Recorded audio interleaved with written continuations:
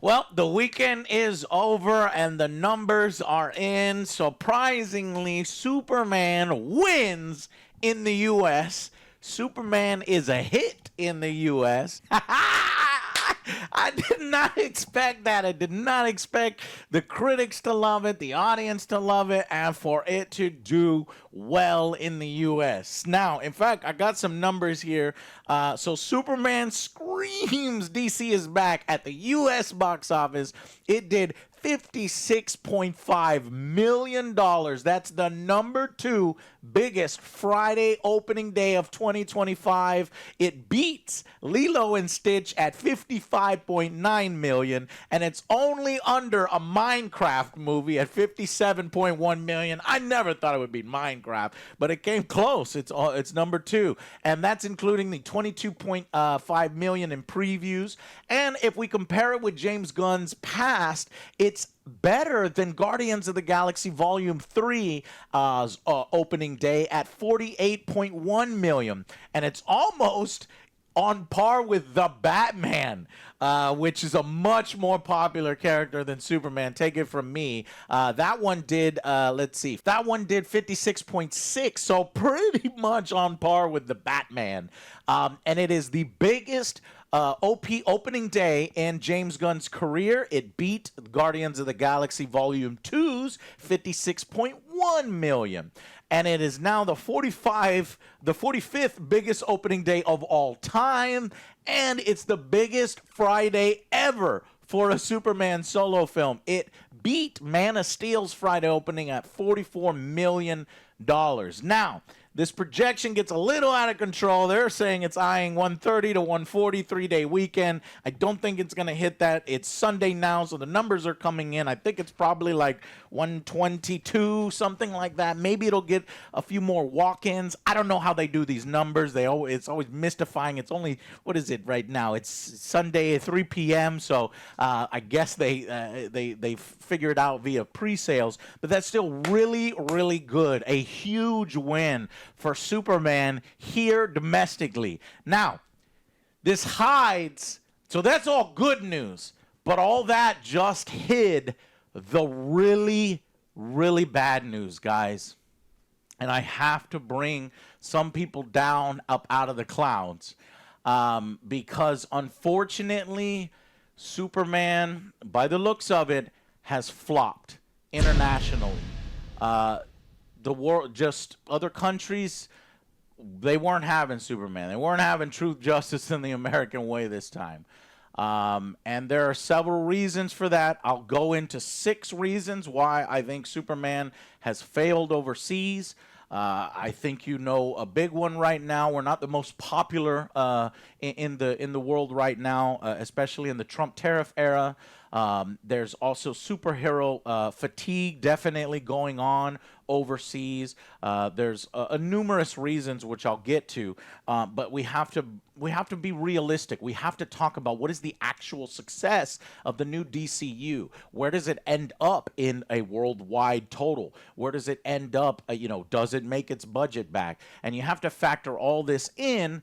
And so I've run the numbers. You're going to be the most well-informed Superman fans with the box office, the most well-informed DCU fans with the actual numbers and what's coming and what's in the future. But basically, unfortunately, because international did not come through for us, we are going to miss. We're going to miss Man of Steel's final totals. The Superman 2025 is going to do worse, unfortunately, than Man of Steel by the end. Now, that's not the end of the world. It feels like, and even James Gunn was predicting it. He was probably seeing numbers before us, that 700 million would be ridiculous.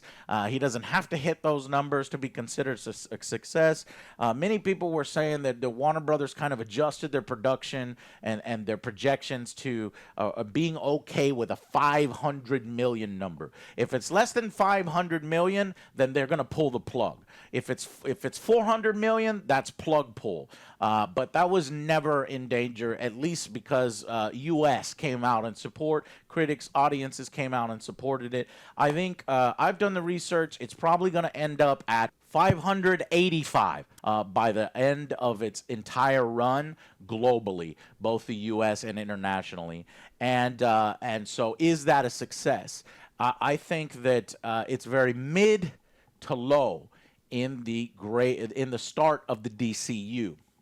And unfortunately, going forward with Supergirl and Clayface, I think those are going to make less than what this made. And so DC and WB better be prepared to adjust their projections. You need to lower your budgets right now. You need to adjust your projections right now. And that doesn't mean that by the end of Clayface, that, you know, if that underperforms, that the DCU's over. I do think that by they'll get to Batman, because this is WB has always been able to rely on Batman. So if we get to Batman and Batman underperforms, that's when those plugs will start to be pulled. So you have, I think Batman 2 is going to artificially hold it up, because that's something completely different. Matt Reeves, built-in fan base there. However, I do kind of think that still feeling like that might underperform. But when you get to James Gunn's DCU version of Batman, Batman the Brave and the Bold, and then obviously World's Finest. Because the reason why I go into these numbers and why I care about this is I want a Superman sequel. I wanted a Man of Steel sequel, and I saw them fuck it up and immediately go to Batman v Superman, immediately go to Justice League, try to play catch up with Marvel. That was never going to work. But it artificially boosted their numbers, because when you bring Batman in here, a proven box office success with Superman, you're going to get bigger numbers. So I feel like they're going to repeat the same mistake. I feel like based upon the performance of Superman by the end of its run, if it is low, like it is now, mid to low, then that might encourage the WB executives to be like, James, World's Finest right now. We need to bring in Batman. We need profit, and you will not get a Superman sequel. No, we need to go. Let's get to Justice League. Let's get to World's Finest, and that will suck, because I was hoping for them to have patience with him, for him to have a Guardians of the Galaxy arc. Guardians of the Galaxy 1 did amazing, 770. Then Guardians of the Galaxy 3, 850 plus. And then, Guardians of the Galaxy 2. Then Guardians of the Galaxy 3, 800 plus million. That's what I was hoping for Superman. You have to rehabilitate Superman, rehabilitate the image of DC, and let it play out and give it time to breathe. But I don't think that's what's going to happen based upon these numbers. Unfortunately, international did not come through for us this time. So I have the numbers. Let's dive into them with Box Office Mojo and some predictions on DCU and how things will shake out. Let's jump into the numbers. So right now the tracking is still, it's just based on Friday. I think some of the Saturday and Sunday numbers need to come in for Box Office Mojo. Other websites have those box office numbers. That's how I've been able to calculate some of this. But what's interesting is I feel like this tracking is going to hold for international and domestic. So the only numbers we're actually looking at here is international and domestic. A 41% international split is bad. It's not good. We needed international to be higher than domestic. And when you see a lot of films get carried and internationally, they get sequels. For example, here's Aquaman. 29% domestic, 70% international. This is when you knew it was a mega hit that will never be duplicated. The reasons why Aquaman did so well, I've done a deep dive. I went into a rabbit hole, and I figured out why. It has to do with the Chinese market, and why was it so successful in China. That has to do with cultural things, as well as it going viral. Why they really, really love underwater adventures. I have some data on that. In fact, there's a film I think called The Mermaid. It made 1% domestic and 99% international, because it's just the look. And so they really love that. That in combination with it going viral, in combination with James Wan, in combination with Aquaman being a very huge CGI adventure. So all those elements really created this unprecedented box office that will probably never be repeated, and doesn't really have much to do with the DC itself. Aquaman 2 didn't end up doing quite as well, still kills it internationally, which really heavily carried the film, but nowhere near that viral 1 billion. Back when Aquaman came out in 2018, it went viral on Chinese social media, and it just became a thing to go out and see it. That was not the case for the sequel, but you could still tell with strong international numbers, you can carry an entire franchise. So right now, international is really, really low, and this is going to be a domestic carried film, which is fine, but it's not going to get you that worldwide, gross. Like, for example, here we have F1 the movie. It is doing better internationally. It is getting more money internationally. It's doing well here at home, but it's also doing much better. And so that can really help the theater, help it quite a bit. So, what I'm hoping is that this does better than, it's not going to do better than Man of Steel. The numbers are similar to Superman Returns, at least domestically versus internationally. This is, I think, where it's going to end. It might try to even out to a 50-50. That is if it goes up and it's towards the positive. We can hope that it goes to 50-50, but I don't think so. I think it'll probably still be 55-45 international. But what a huge, strong opening here locally, and that helps it a lot. So here I went and did the deep dive numbers. Okay, I went into Man of Steel. I went to see the domestic weekends. How much did it drop off? There's a huge drop off, 64%, and this is what's going to be key for Superman going forward. How much legs does it have? How big of a drop off from one weekend to the next does it make? Unfortunately, Fantastic Four is going to come in and put a nail in it, and it's going to help drag it down and cut its legs out. And so that's why I think people should be conservative on the estimates moving forward. So what I did is I said, I extrapolated the data. I said, let's say that Superman 2025 does about as well in terms of drop-off as Man of Steel with positive word of mouth. Man of Steel had positive word of mouth, I think. Audiences loved it. Here, audiences and critics love it, so maybe slightly better word of mouth, slightly less of a drop-off. But let's use the same numbers that Man of Steel did. And if you come over here, this is domestic weekend, and you say, okay, well, how does all of these add up to this? No, you actually have to take in the weekly numbers, because for some reason they only care about the weekend, but you get a lot more money on the week, going through the entire 7 days rather than just the weekend. For example, here's the opening weekend for Man of Steel, 116, and then if you take the whole week, it's 156. So I extrapolated all this data. I did the same thing. See, I was doing just the weekends here. That's don't look at that. So this is the data extrapolated for Superman 2025 with the same amount of drop-offs that were happening here in Man of Steel. And so what that is doing ultimately will take us to 367.7, which is just round to 367 million domestic by the end. We're talking about at the end of its theatrical run. Now, granted, it's going to take several weeks and months to get to the end of that, but that's, I think, a safe prediction of where it'll end. 367 domestic. And actually update here to update my international numbers. My international numbers were a little off. The domestic's still the same, but we got updated numbers. This is happening live right now. From thenumbers.com. They say the international box office right now at the end of the weekend is 95. If I take 95 and I apply the Man of Steel drop off week by week, then this is what it looks like right there. I do international, I do 95, I do Man of Steel drop off to just about 6 weeks. Let's just say 6, because what else are you gonna get? 1, 2, 3, 4, like 8 more million. So if you do that for the international, here's your new international number, 217 minus 4 weeks. You could put 4 weeks back in there. So this is the old total wrong. This would probably be the more realistic new total is 585. We'll go ahead and route it to 585 worldwide. With this is updated numbers. I'm sticking this into the video as we're getting updated numbers here Sunday night. So on with the video.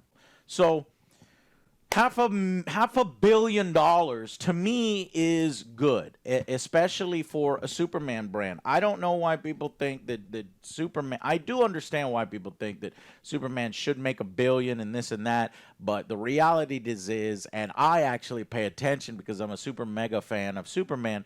He is a famous character. He's just not popular.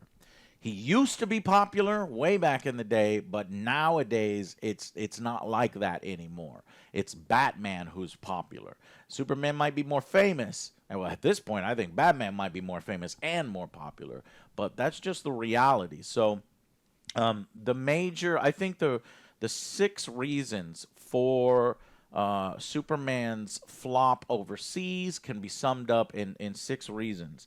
And it's a reboot, okay? The first reboots of films, they kind of usually struggle. For example, X-Men First Class, a little struggle there. Spider-Man Homecoming, little bit of a struggle. So these are still making money at the box office. Amazing Spider-Man.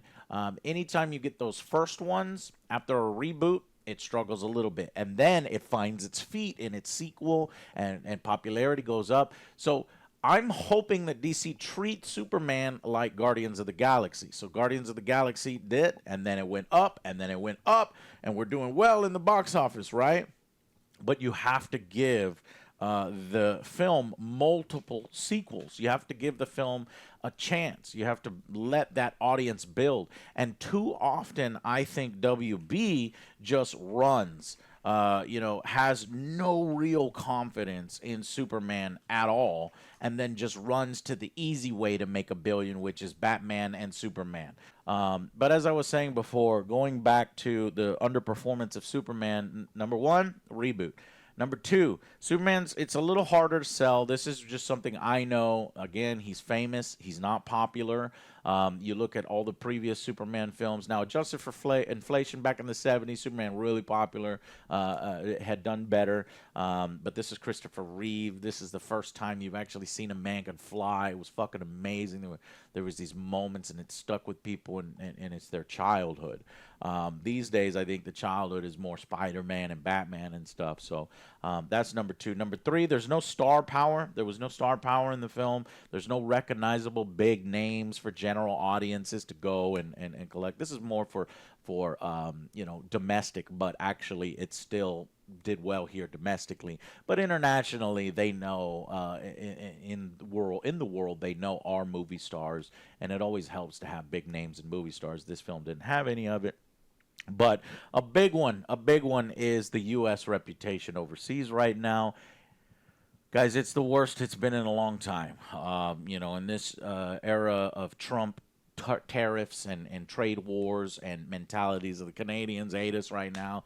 So I'm starting more shit with them. And unfortunately, Superman, I do think, will get caught in that and does get caught in that. They don't really care. I don't want to see an American hero, I don't want American propaganda exported and stuff. If things were different and we were everybody's allies, everybody's friends, and our relations were improving and sentiment is improving across the world, I do think that would tick it up. I'm not talking about huge ticks here. I'm talking about 2 to 3% to that international number, that international 41% international. If some of these we tick here, we do. If it wasn't that reboot, here's 2%. Here's Superman's the star power, another 2%. U.S. reputation, 3%. Now we're pulling it up. And then another one, number 5, is competition. F1 is doing really well overseas. Like, people love this movie, no matter what country. It just gets you going. And same thing with Jurassic Park, a fucking juggernaut. I knew this would be an issue.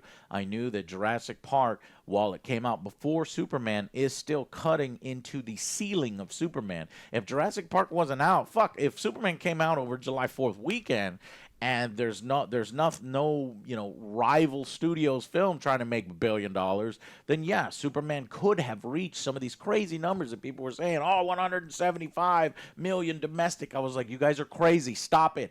Or 1 billion domestic. I'm like, stop it. You don't understand how the box office works. You don't understand the Superman, brand potential here. And I'm trying to tell you. And here we are. So, but I think Jurassic Park is keeping its ceiling at a certain area, and then soon we're about to hit Fantastic Four, which is going to cut its legs out.